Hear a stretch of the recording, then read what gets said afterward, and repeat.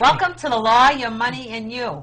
I'm Roberta Sapphire, an attorney in Massachusetts. And I'm Camille Barron, a financial organizer also in Massachusetts. We've had a lot of discussion around banking and around foreclosures, people losing their homes. And one of our guests who's been with us before, we've had a lot of questions from emails from our viewers. So we're here to talk more about foreclosures today. Oh, and this is big. This is centers in Massachusetts, but we'll get right to it. Welcome, Emily Smith-Lee. Tell us a little bit about yourself. Sure. And we'll go right into it. And thank you for joining us again. You're very welcome. Thank you for having me. You wanted me to give you a little bit of my background? Yes, because your background is fantastic. Well, thank you. So I graduated from Boston College Law School in 1996. I practiced for about 13 years as first an associate, then a partner at a large international firm in Boston. And in October of 2009, started my own practice and have been doing that ever since. Started the practice primarily to do business litigation.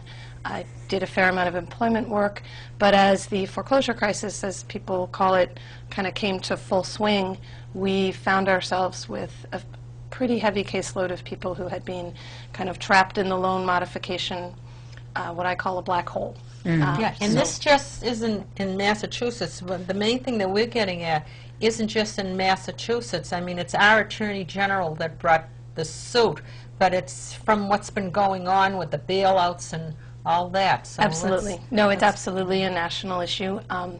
And many of the legal issues that we're dealing with have their own state-to-state variations, but many of them spring from the federal program known as HAMP, which stands for the Home Affordable Modification Program. And have there been some misuses or things that weren't supposed to happen with the HAMP program? Is that where this originated? Absolutely. Would it be helpful to give a brief history? Yes, that would be good. Talk about it. So kind of as a prologue, the state of the law before this story starts. A homeowner having difficulty paying their mortgage had very few options. You know, it was all well and good for the bank to be a nice guy and try to enter a workout agreement, but they were under no obligation to do that, and they were under no obligation to do that in any particular way. Then chapter 1 of this story is the economy goes kablooey. You know, we don't need to talk about that, we were all there. But a number of things, chapter 2 is what happened in response to that. One of those was the Troubled Asset Relief Program, known as TARP, which involved many, many, many billions of dollars, most of which went places I couldn't begin to describe to you, but a lot of it went, 75 billion of it, went into this fund that was meant to give banks incentives. 75 billion? With a B, yes. Which underlies the HAMP program. The idea was to give major loan servicers incentives to work with borrowers to modify their loans to avoid foreclosure. That money came along with a bunch of rules about how the banks were supposed to behave in terms of how they processed applications, what standards they applied, what the loan was supposed to look like afterwards. And the whole idea was to get people who were in distress, if you could get them there reasonably, to a place where their mortgage payments were about a third of their income. Some people are never going to get there under the HAMP program if they're really in a house they can't afford. If you know, it was never intended to provide relief to everybody, but it was intended to find the people who reasonably could make it and keep their homes with just a little bit of help. Was part of the problem the fact that prices went down, so people's mortgages were more than what the home is worth? Is that aimed at that too? Yes, because even if you're not in default on your mortgage, if your home is underwater, as you call it, you can't just simply go out and refinance at a lower rate. Another part of the problem is that many, many people were put into loan products that had low initial rates that then rose over the life of the loan. Those are the variable rate loans. The variable rates, what's known as an option arm, you know, loans with different teaser rates. There's a bunch of different structures. And the whole idea of those loans was, before anybody imagined that property values wouldn't keep going up, you'd do that loan for 4 years and then refinance into another. So people were gambling and being encouraged actively to gamble on the increasing real estate prices. So Chapter 3 is how HAMP turned out, and that's where a lot of people watching the show might find this a little bit familiar. Imagine you're a homeowner, you're having difficulty with your mortgage, you see this widely publicized program that says if you're eligible, you can get, this great loan modification, and it's all wonderful, and you submit your application, and if you're like the majority of people who did so, you either live in a black hole of inactivity for a very, very long time, or you get put on a trial period plan and then pulled off of it, or you get rejected for reasons that are usually poorly explained, if explained at all. Now, are these up to the local bank to decide whether or not these people, or does it go through a federal agency? It's up to the first? bank. It's up to the individual bank. Or the servicer, really. These are not always the people who Yeah, we're own about the to loan, get but- to the real good part. So, over time, people began to lose patience with this process and resort to the courts. So there have been a number of lawsuits, a number of class action lawsuits, a number of individual lawsuits, and various state attorney generals have, I guess the correct word is attorneys general, have gotten involved, which leads to the settlement we'll talk about in a moment. Bottom line is it's difficult to tell why it's been such a failure, whether it's that the banks just weren't equipped to deal with this volume and this type of analysis for so many people. One could argue that although $75 billion is a lot of money, the amounts of the incentives for each individual modified loan at the end of the day weren't worth enough to really change anybody's behavior.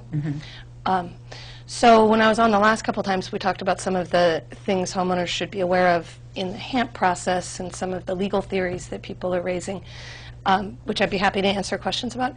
There's been two developments that are fairly significant in the last several months, one of them national and one of them specific to Massachusetts. Okay.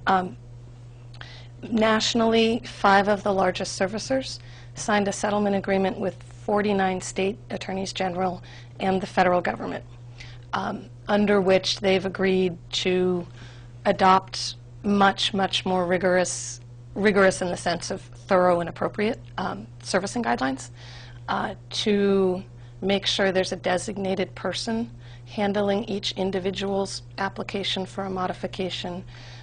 There's some $25 billion set aside, again nationally, so what it was down to state to state. How did this signing of 49 states, and then you can tell us which was the last state? 'Cause Honestly, there's 50 states. I want Is it to tell you. Massachusetts? Oh, who's the last state? Yeah, who's the I knew 50th this. state? That's It's all not right. us. We're parties. Massachusetts is So a if party. one of our viewers knows, send it in, and we'll give you a prize. And I brought in as a cheat sheet something I wrote up about it for our Oh, website, so okay. I might find it in here Oh, in a okay. moment. But so how that process happened is various of the state attorneys general had brought their own enforcement lawsuits, typically enforcing their state's consumer protection laws, to say, this is not okay what you're doing. We need you to, not behave in an unfair and deceptive manner. That's specific to the Massachusetts statute, but there's variations in every state. But as part of the settlement, in addition to some of these procedural requirements, they've got to put aside a certain amount of money for principal forgiveness. They've got to put aside a certain amount of money to help refinance and restructure loans for homeowners who are current on their payments but underwater. And importantly, unlike a lot of other advances, settlements, like the settlement of a class action, unlike that, oh, and by the way, there's some money set aside to make payments to people who've already lost their homes, Oh, good. which is good. It probably amounts to about $1,500 a family. I heard something about that. I ran into somebody whose house got foreclosed, and they said there's some fund that they applied to, but Yep. that they've been waiting a long time. So the question is, who oversees this? Is it a federal agency that goes and checks on the people, or is it within themselves?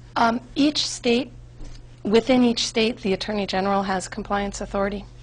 And the banks, these 5 banks, are supposed to report periodically whatever data they have about how it's going. And, if somebody's in that process and really feels like they're not being treated fairly, the first place they probably ought to go is their state Attorney General, Okay. who will have a division set up either just within their consumer protection division, or they may even have a separate, separate set of staff working on this. But they may be in the pipeline for a while. When was all of this decided? The settlement agreement, I want to say, was signed April, May, June of this year. Yeah. Of this year. And I could probably get you. They call it a foreclosure fraud settlement. Yes. So tell us about the 5 banks. okay. So Citibank, Bank of America, Wells Fargo, also known as Wachovia, GMAC, and JP Morgan Chase. Just repeating that in case people have loans Those with are all those. national banks. They are. They are. They are the 5 largest. No local banks. No local banks. Although I got to be honest with you, it is, at least from anecdotal experience, it is more often the case that people come to us with problems with the larger banks. We have yet to have a credit union. Right. And I think because those institutions are typically better equipped to make rational decisions and to deal with their borrowers in a very much more upfront way. Not that they're better people or that the big banks are worse people. The big banks are just big. Yeah. And, so you mentioned fraud. So some of this settlement came out of the difficulties people had in the modification process. Some of it also came out of claims around robo-signing. I guess what? Robo-signing Robo? is what it's come to be called, where a separate set of issues arises. Banks were foreclosing in such volumes that they just weren't keeping track of all the paperwork, A, and B, people's mortgages are sometimes held by who only knows. Because they assign it to this one and assign it to that one and assign it, they're selling it to this. So some lenders were turning up in foreclosure proceedings with affidavits supposedly tracing the chain of title to the mortgage that were, quote, robo-signed. In other words, they weren't reviewed for accuracy. They weren't signed by the people who had knowledge. They didn't actually mean anything. There were just people, often in a paralegal position, just signing stuff. Do you have, like, title insurance? Like, when you get title insurance, they guarantee the title you have? If somebody bought at foreclosure and there was a problem with one of these, what happens? They don't have to give back the house, do they? It's a very good question, and it's one that may still play out in the courts. There was a recent, not so recent anymore, I want to say it was last year, a decision by the Supreme Judicial Court that actually concluded that somebody who purchased a home in foreclosure where the foreclosure was defective did not have good title to the house, which is unusual. You think of the term bona fide purchaser, it's an innocent party. But that's Chapter 7 that we haven't got to yet. Yeah. But people should be aware if they're bidding at foreclosure auctions, take a close look. So what happened with this robo-signing? Yeah. Well, so there's a variety of different cases that were brought around that, but the relationship to the settlement with the attorneys generals, that's why I think the word fraud is in there when people describe it, because some of these protections are supposed to require banks to be much more careful, to be much more accurate with respect to sort of documenting the chain of title and foreclosure practices. The other important thing that people should know who may have been foreclosed on by any of these 5 banks is this fund, the payment that they'll get will not be significant. However, the important feature here is the settlement does not bar private suits. So, to the extent that there are people out there who really feel that they have been wronged and that the bank has done something unlawful under their state's laws, you can accept that payment and still pursue your legal remedies if you so choose. Interesting. Well, give an example, like pursuing your own legal remedies. So, for example, let's say you... And are people doing that? Absolutely. Oh. Absolutely. Say, for example, you had what might be defined as a predatory loan.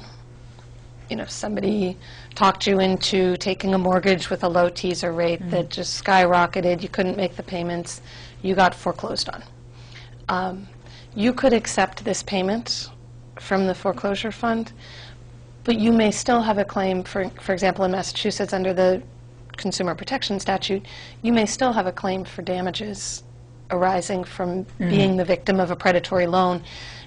and taking that payment doesn't stop you from bringing that suit.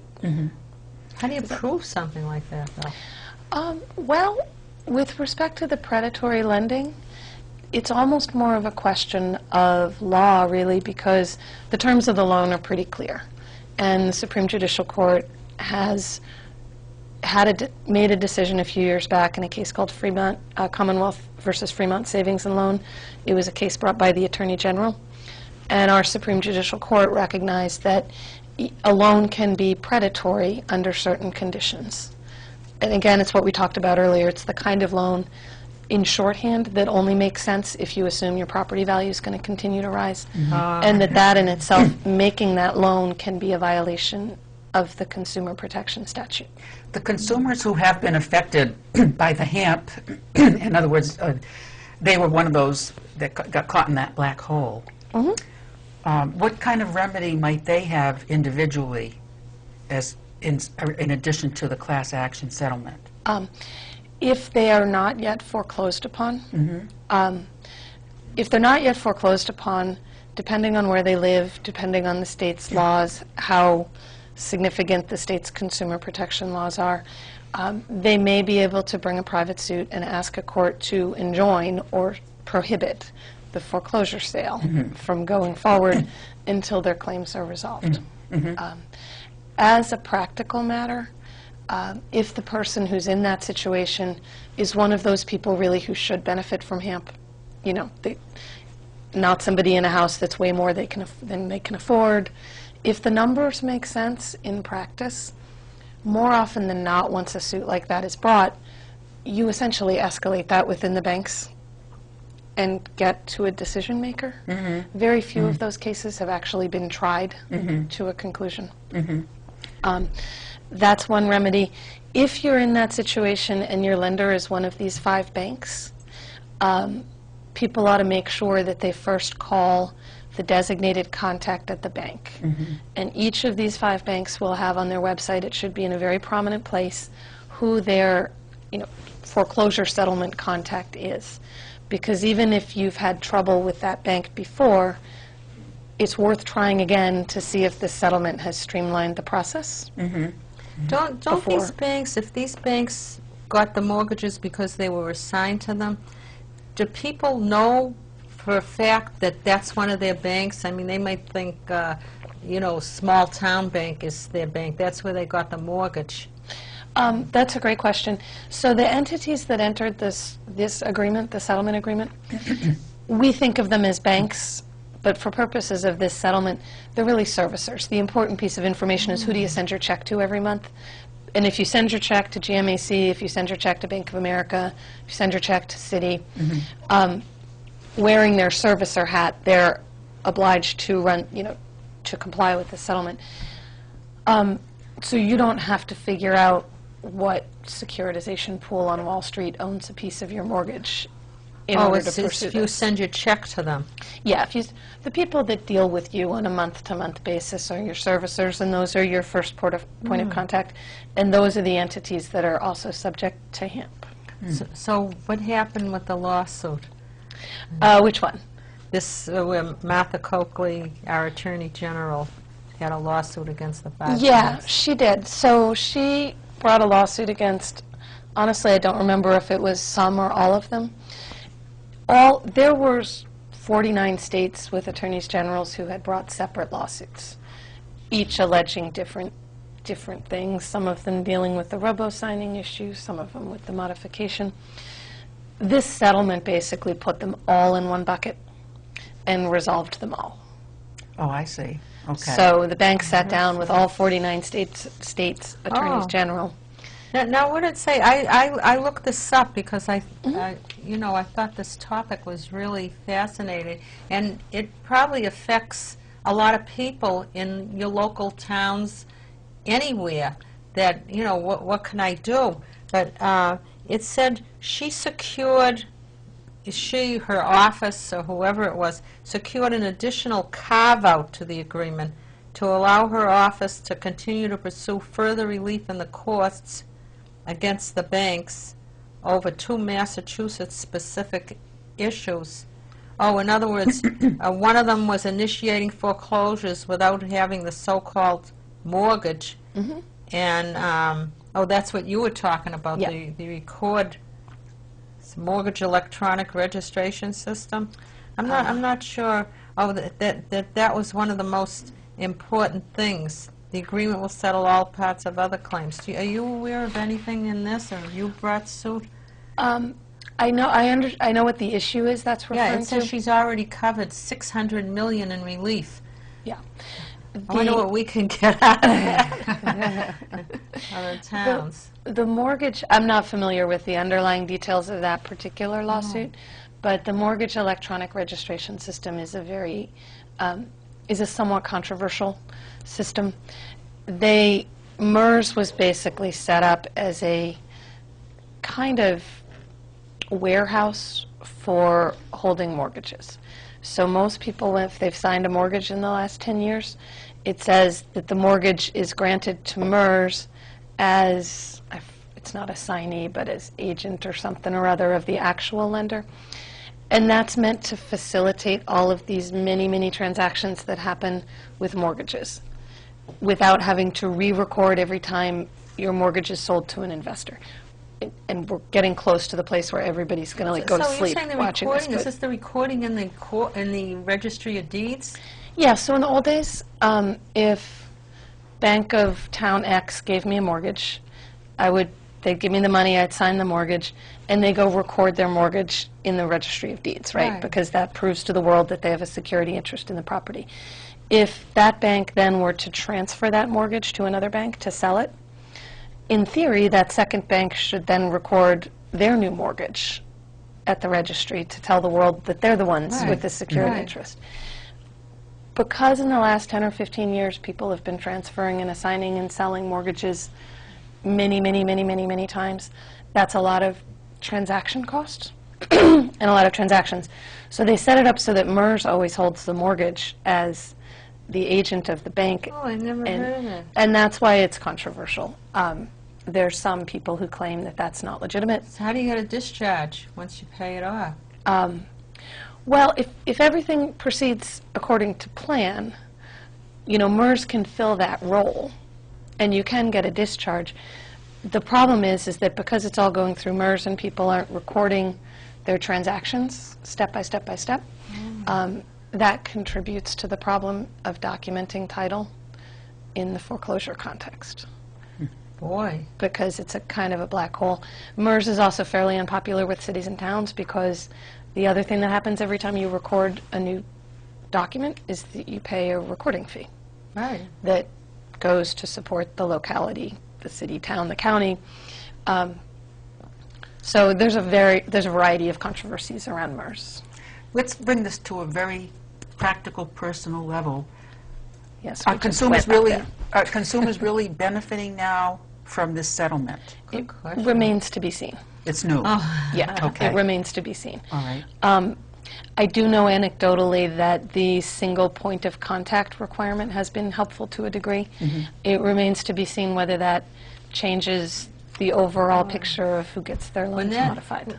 We're going to have to wind up, but is this whole settlement for 49 states, is that something that we have to say you've got to be kidding?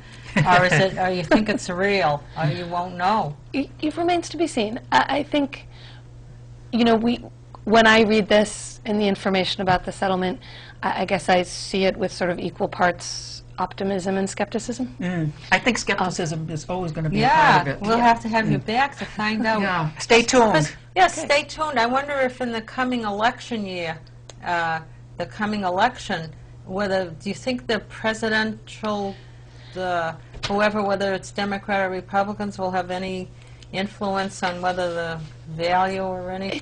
It's very hard to say. I would love to see a discussion about it in the political debates. It's very hard to talk about it. It's We complicated. don't talk politics. And- here. we We can't. get enough. No. We get enough thing. But it's funny. You're talking with the banks and the lawsuits and everything. And one of our other shows, I think it's worth repeating. But Lloyd's Bank, and I don't know if that's Lloyd's of London or it's a bank. They sent their employees to comedy school. I mean, this is true. so that they could become more humanized. And this, you know, You're going to be kidding. No, but imagine that they actually went to that length to loosen them up. It's not a half bad Do you idea. think some of these, and I know it's, and you've got to be kidding, do you think some of these banks like push the foreclosures because they, many years ago they used to say they have their favorite sons that they want to sell the property to? I think that's possible in some situations. I don't know. I don't think that that's what's driving the trend. Oh, boy. Well, we're going to really do a You've Got to Be Kidding, and you've been on before. Unless you've got something to say that we're going to say You've Got to Be Kidding, just join in. All Camille right. got something there. Yeah, this one is about phantom debt collectors trying to get money that isn't owed. Federal regulators warned of a new scam in which so-called phantom debt collectors harass people into paying bills they don't even owe, typically preying on Americans already burdened with financial problems. You've got to be kidding. And it gives a lot of the details here. But you know But- something, isn't it easier to just pay it if it's a small amount than to prove that you don't owe it? Well, you know, between people being maybe not sure or naive, gullible, and then other people being more practical and thinking, is it really worth it? But people need to be aware. In some cases, they called people who applied for loans but didn't take them out, and these were threatening calls, and some cases purporting to be from the fictitious Federal Department of Crime and Prevention. So Oh, they intimidated yeah. people into paying Yeah. money to avoid or arrest or embarrassment. So you always have to have your radar up, no matter what Have it you ever is. paid money, Emily, that you didn't owe? Not to my knowledge. Have you? Probably. I don't know that. Well, remember, besides you usually say, remember this is your show, but I want to remind everybody that we're in 11 towns, soon to get more. We have our new website, which we ask you to go on, The Lawyer, Money, and You. We have bloggers. If you have any questions, if you want us to produce a show for your organization and show you how to put a Live at the Library together, we're the ones. If you have questions on foreclosures, Emily Smith Lee, she has a fantastic background, magna sum cum laude. Summa cum laude. Summa cum laude? Or laude. I always I get always that say mixed laude, up. but I might You be say wrong, laude? and I'm not that no, I'm smart. sure I'm wrong. I never could pronounce, but I know you are really brilliant. And we Very love well you. informed. Yeah, Very we well get informed. good feedback. But remember, We need to hear from you because this is a show for viewers who have questions about financial or legal issues that a lot of people face. And we're here to answer those questions and to bring the right people to the table. Please send us an email and we'll be sure to reply. Remember, this is your show. The got law, to be kidding back. your money, And and you.